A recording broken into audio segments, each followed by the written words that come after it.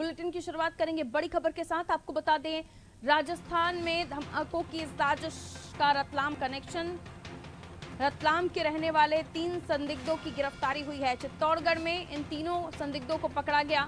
रतलाम में भी 2 संदिग्धों को हिरासत में लिया गया है। एमपी एटीएस की मदद से इन्हें हिरासत में लिया गया है।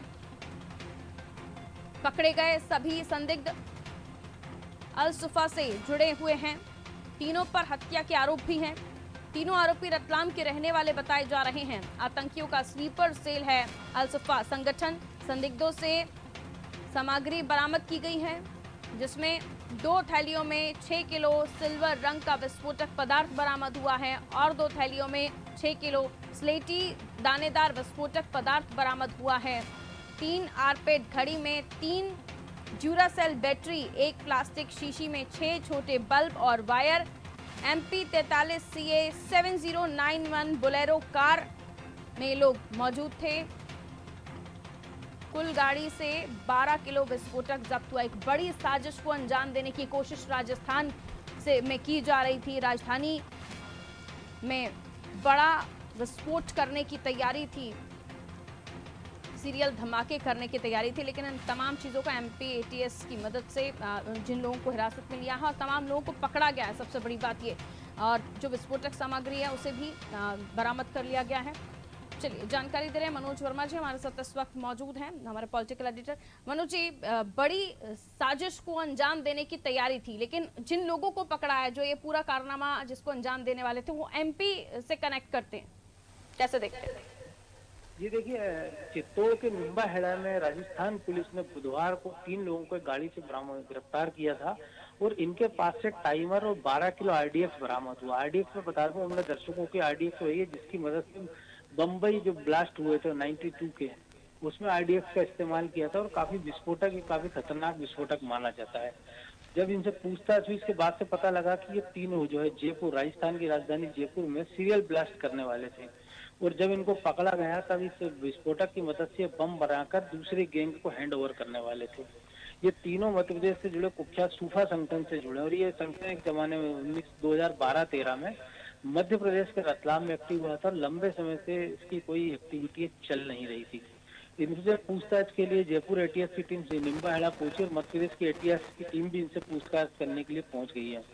तो आरोपियों को जो नाम बताया उनमें एक जुबेर है अल्तमा से और सरफुद्दीन उर्फ सैफुल्लाह है और ये रतलाम से भागकर निम्बाहेड़ा के पास रानीखेड़ा में रह रहे थे और आरोपी की सूचना से पुलिस ने रतलाम से भी 2 लोगों को हिरासत में लिया है। 2014 में जो कपिल हत्याकांड हुआ था उसमें भी इन लोगों के नाम सामने आए थे। इसके साथ ही मुंबई ब्लास्ट में भी RDX का जिसमें बताया था और ये इसलिए भी चिंताजनक है क्योंकि पिछले दिनों भोपाल से भी बांग्लादेशी संगठन से जुड़े 3 आतंकवादियों की गिरफ्तारी हुई थी और इसके बाद इनकी गिरफ्तारी, क्योंकि पहले जो रतलाम से जहाँ से बिलोंग करते हैं, रतलाम और उसके आसपास का वो इलाका है खंडवा, खरगोन, जहाँ पे सिमी की ज्यादातर एक्टिविटियां थी और जब सफदर नागौरी सहित कई सारे उसके सक्रिय सदस्यों को पुलिस ने गिरफ्तार किया था और इनमें से 5 को अहमदाबाद ब्लास्ट में फांसी की सजा सुनाई जा चुकी है और वो 5 भी भोपाल जेल में बंद है। तो मध्य प्रदेश में लंबे समय से आतंकवादी संगठनों की गतिविधियां ठप थी, लेकिन अभी एक के बाद एक सिमी के पूरा जो नेटवर्क ध्वस्त होने के बाद जिस प्रकार से पुराना संगठन सैफुल्लाह सक्रिय हुआ है और जो बांग्लादेशी बदमाशों, जो आतंकियों के लिंक मिले, उसके बाद मध्य प्रदेश ATS की चिंताएं बढ़ रही है और इस संबंध में गृह मंत्री भी राजस्थान पुलिस से लगातार संपर्क में है। बिल्कुल, जैसे कि आपने भी बताया मनोज जी कि लगातार हम देख रहे हैं इस तरह के जो संगठन है वो एक्टिव हो रहे हैं, इस लिहाज से ATS भी एक्टिव है, लेकिन आगे भी कोई बड़ी साजिश को ये अंजाम ना दे पाया, नहीं इसी तरह नाकाम किया जा सके। लगातार इन पर नजर बनाए रखने की जरूरत है और ATS वो बखूबी कर रहा है। आपको लगता है इस मामले को और गंभीरता से लेने की जरूरत है?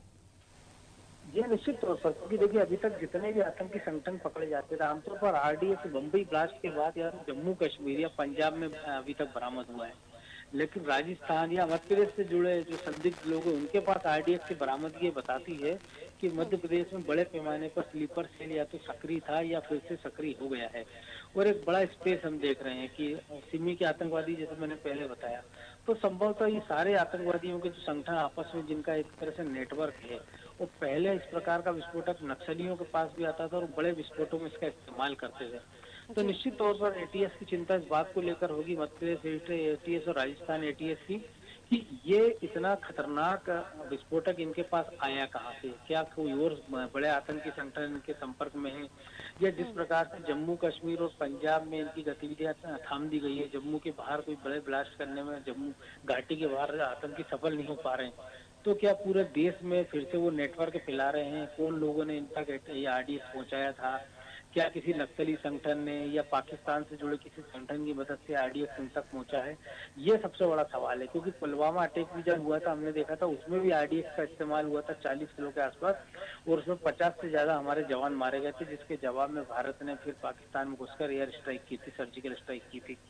अब इस आरडीएक्स की बरामदगी ने एनआईए के भी कान खड़े कर दिए, और संभव तो हो सकता है एकाधिक दिन में एनआईए की टीम भी इस मामले को अपने पास अपने जांच ले ले या संदिग्ध आरोपी से पूछताछ करे। बिल्कुल मुझे बहुत शुक्रिया जानकारी देने के लिए। लेकिन दोबारा से इस तरह से संगठन का दोबारा सक्रिय होना, या जिस संगठन से ये आतंकी गतिविधियों से जुड़े हुए लोग हैं, इनका सक्रिय होना अपने आप में चिंता का विषय है। लगातार एटीएस कार्रवाई कर रही है। एमपी एटीएस ने भी, आपको कुछ दिन पहले याद होगा, मनोज जी ने भी जिक्र किया कि बांग्लादेशी आतंकियों को गिरफ्तार किया था, और अभी भी एक बड़ी साजिश को अंजाम देने की फिराक में ये लोग थे। इनके जो इरादे हैं, नापाक इरादे, उन्हें भी नाकाम किया है।